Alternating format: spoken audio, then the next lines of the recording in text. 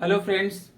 आज हम लोग फिजिक्स के इलेक्ट्रिसिटी के चैप्टर का एक न्यूमेरिकल सॉल्व करेंगे और न्यूमेरिकल के थ्रू हम लोग जानेंगे कि कैसे इलेक्ट्रिक करंट का वैल्यू निकालते हैं और इलेक्ट्रिक पोटेंशियल का वैल्यू निकालते हैं। तो हमारे पास एक क्वेश्चन है, जैसा कि आप लोग बोर्ड पे देख रहे हैं, गौर करें। देखें, यहाँ पे हमारे पास 24 वोल्ट 24 वोल्ट का एक बैटरी लगा हुआ है, 7 ओम का रेजिस्टेंस यहाँ लगा हुआ है, 6 ओम का रेजिस्टेंस यहाँ लगा हुआ है, 4 ओम का रेजिस्टेंस यहाँ लगा हुआ है और 10 ओम का रेजिस्टेंस यहाँ लगा हुआ है। और ये एक अलग प्रकार का सर्किट में है। तो यहाँ हमें करंट और पोटेंशियल निकालना है हर अलग अलग आपके रेजिस्टेंस के द्वारा। तो हर अलग अलग रेजिस्टेंस का क्या करंट निकलेगा और क्या पोटेंशियल डिफरेंस निकलेगा, इसी को हम लोग को जानना है। तो कैसे होगा इस प्रकार का प्रॉब्लम सॉल्व, देखते हैं। तो 24 वोल्ट का जो ये हमारा बैटरी है, इस बैटरी से एक करंट निकलेगा, क्योंकि यहाँ ये बैटरी जो करंट का मेन सोर्स है, यहाँ से जो करंट निकल रहा है उसकी वैल्यू हम लोग क्या ले लेंगे, आई ले लेंगे। बैटरी का जो ये बड़ा वाला प्लेट जो दिख रहा है, इसे हाई पोटेंशियल प्लेट करेंगे, जबकि ये छोटा वाला प्लेट दिख रहा है इसे लो पोटेंशियल प्लेट कहा जाएगा। अगर बैटरी के हाई पोटेंशियल प्लेट का वैल्यू जो है 24 वोल्ट है, तो लो पोटेंशियल का कितना माना जाता है, 0 वोल्ट। तो इस पॉइंट पे 0 वोल्ट कंसीडर कर लेंगे, इस पॉइंट पे 0 वोल्ट, इस पॉइंट पे 0 वोल्ट और इस पॉइंट पे भी 0 वोल्ट, क्योंकि यहाँ पर तो कोई दूसरा और सोर्स है नहीं।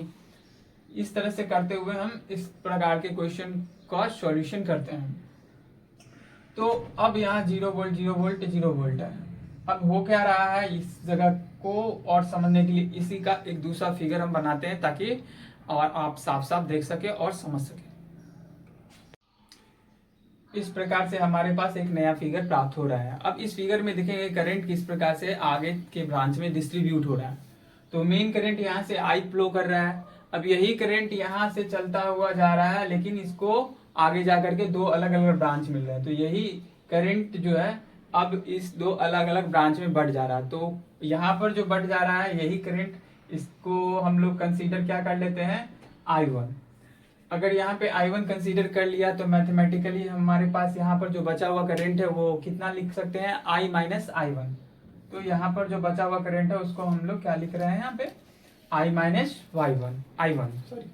तो इस प्रकार से यहाँ पे इसका करंट का डिस्ट्रीब्यूशन होगा। यही आई करंट जो वैल्यू है ऊपर वाले ब्रांच का, ये करंट कंटिन्यू जाएगा, क्योंकि ये सीरीज कॉम्बिनेशन में दिख रहा है और ये एक लाइन में है। तो ये करंट कंटिन्यू इस तरह से जाएगा, I1 यहाँ भी कंटिन्यू रहेगा, 4 ओम से भी कंटिन्यू रहेगा और इस तरह से ये जाकर के अपने इंड तक पहुंचेगा। यहाँ तक बात समझ में आ गया। तो प्रॉब्लम का 30% हिस्सा सॉल्व हो गया। अब आगे क्या है, अब इसी में कंसीडरेशन होगा अब पोटेंशियल का, कि कहाँ पर कितना पोटेंशियल है।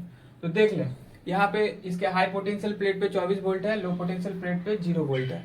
अब इसके इस पॉइंट पे भी 24 वोल्ट ही रहेगा, क्योंकि यहाँ पे कोई रेजिस्टेंस नहीं है।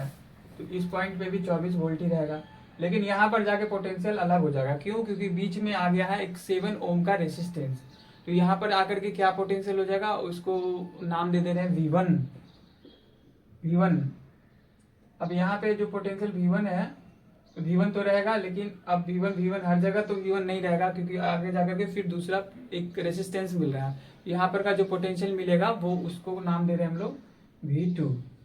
तो इस प्रकार से पोटेंशियल भी अलग अलग पॉइंट का कंसीडर हो गया है और इलेक्ट्रिक करंट भी कंसीडर हो गया है। अब हम लोग इसको आगे सॉल्व करने के लिए साधारण सा ओम्स लॉ लगाएंगे, और ओम्स लॉ का फॉर्मूला आप जानते हो, V=RI। यही लगाएंगे हर अलग अलग पार्टिकुलर रेसिस्टेंस के लिए, और वो लगा करके इसको सॉल्व आउट करेंगे। तो देखते हैं सबसे पहले किस प्रकार से ये होगा। तो यहाँ देखिए, सबसे पहला रेसिस्टेंस हमारे पास 7 ओम वाला है। तो 7 ओम वाले को कंसीडर करते हैं। तो फॉर 7 ओम रेसिस्टेंस, तो यहाँ क्या है, इसके लिए जो इक्वेशन आएगा वो कैसे बनेगा, तो ओम्स लॉ का फॉर्मूला है V=RI। तो V क्या है, इस 7 ओम के रेसिस्टेंस के लिए V क्या होगा, तो 7 ओम के रेसिस्टेंस के दोनों इंड को देखेंगे और इन दोनों के बीच का जो पोटेंशियल डिफरेंस होगा वही पोटेंशियल लेना पड़ेगा। तो 7 ओम के बीच में जो पोटेंशियल डिफरेंस बन रहा है वो कितना बन रहा है, 24 माइनस V1। यही पोटेंशियल का काम करेगा इसके लिए। तो V=RI। R तो 7 ओम के लिए 7 ही हो जाएगा, और I इसके लिए जो होगा वो I यहाँ पर है। ये हमारे पास एक इक्वेशन बन गया पहले वाले के लिए, 7 ओम वाले के लिए। इसी तरह से 7 ओम का हो गया, अब 6 ओम का काम करेंगे हम लोग। 6 ओम वाले के लिए क्या कर सकते हैं, और 6 ओम रेसिस्टेंस, 6 ओम वाले रेसिस्टेंस के लिए देखते हैं क्या आता है। तो 6 ओम वाले के बीच का भी पोटेंशियल डिफरेंस हम लोग को देखना पड़ेगा। V इक्वल टू RI पे ही अप्लाई करेंगे। तो V equal to RI, V क्या है, V1 माइनस V2, R क्या है 6, और I क्या है इसके लिए I है I1, तो ये हो गया I1। ये इक्वेशन नंबर 2 हो गया।